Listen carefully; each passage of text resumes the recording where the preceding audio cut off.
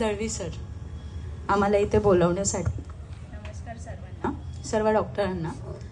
मी doctor Kajal उदामडे. आवाज येतोय? Okay. सगळ्यात अगोदर तर मी माफी मागेल, आम्ही खूप उशिरा आलो त्यासाठी. आणि वेद डी एडिक्शन रिहॅब सेंटर यांना मी कॉंग्रॅच्युलेट करते. त्यांनी रिहॅब सेंटर ओपन केलं त्यासाठी. जसं बाकीचे हॉस्पिटल्स असतात तसंच रिहॅब सेंटरची किती आवश्यकता आहे हे आपल्याला माहितीच आहे आता. आणि आता आपल्याला कळतं की आजूबाजूला किंवा प्रत्येक जिल्ह्यात हे असलं पाहिजे. सर्वांनी त्यांचे अनुभव शेअर केले. प्रत्येक अनुभवातून एक वेगळी स्टोरी, एक वेगळं इन्स्पिरेशन आपल्याला भेटलं. जसं भोईर सर बोलले की ते पोस्ट मॅनेजमेंट बघतात, पोस्ट ट्रीटमेंट काय करायला पाहिजे. कारण एक अल्कोहोलिक किंवा कोणत्याही व्यसन जर असला एखाद्याला तो त्यातनं बरा झाला, जसं मी मिडल क्लास फॅमिलीतनं आली आहे, ते कोणता आजार झाला, शारीरिक आजार झाला, कॅन्सर, BP, ह्यांच्यासोबत लोक सिम्पथाईज करतात. अल्कोहोलिक्स किंवा कोणतंही अडिक्शन असलेल्या व्यक्तीसोबत कुणी सिम्पथाईज पण करत नाही. एकदम कॉमन ओळ असते, तो वायाला गेलेला आहे, म्हणजे is no good for the society. So त्यांनी ट्रीटमेंट घेतल्यानंतर how can he be a valuable asset for us, ते भोईर सर बघतात त्यासाठी. आणि अशी व्यक्ती असणं खूप गरजेचं असतं सोसायटीमध्ये. सो मी त्यांनाही कॉंग्रॅच्युलेट करते. थँक्यू. जसं मॅडम बोलल्या की बायकाच ज्यांचे मिस्टर, ज्यांचे हजबंड्स किंवा ज्यांचे फॅमिली मेंबर्स, मुलं दारू पितात, वेगवेगळे व्यसनं करतात, ते काही बोलतच नाही. That means it is so stigmatized to tell people की आमच्या घरी असा व्यक्ती आहे. तर हे स्टिग्मा दूर होणे.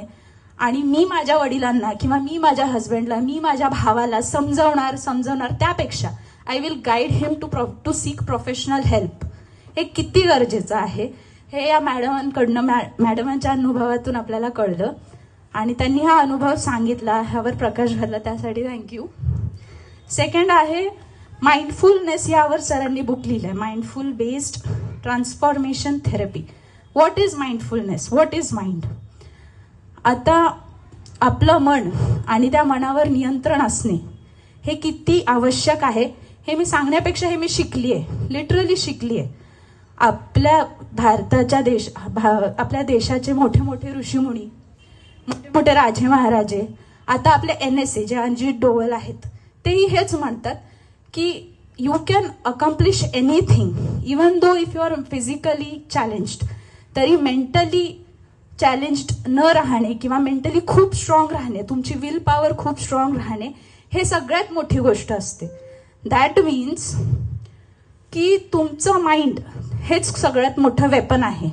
मग या माइंडला तुम्ही थोडं काय, छोटं काय, मोठं काय, अजिबात आजारी पडू देऊ नये. त्यामुळे आपण आपल्या माइंडवर कसं नियंत्रण करायचं किंवा कसं निरोगी ठेवायचं, ते आपले संस्कार. आणि कधी कधी होतं, बळी पडतो माणूस. मग अशा वेळेस हे रिहॅब सेंटर्स असतात, सायकोलॉजिस्टची टीम असतात, सायकॅट्रिस्ट असतात. तर ह्या सगळ्या गोष्टी आहेत, आपण हेल्प घेतली पाहिजे. आपल्याला जेव्हा कळत नाही की आपला समोरचा व्यक्ती आपल्याला काय गाईड करतोय, मिसगाईड करतोय, we should talk to other people की अरे ही पार्टी आहे, एक पार्टीला बोलवते तर दुसरा तर तुम्हाला रोखणार.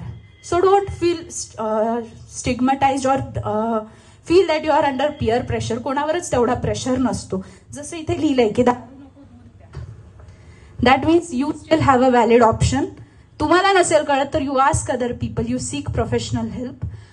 आणि at last all I am going to say is की congratulations for this rehab centre. आणि खूप खूप शुभेच्छा देते आणि असंच हे प्रोग्रेस व्हावत राहावं. थँक्यू.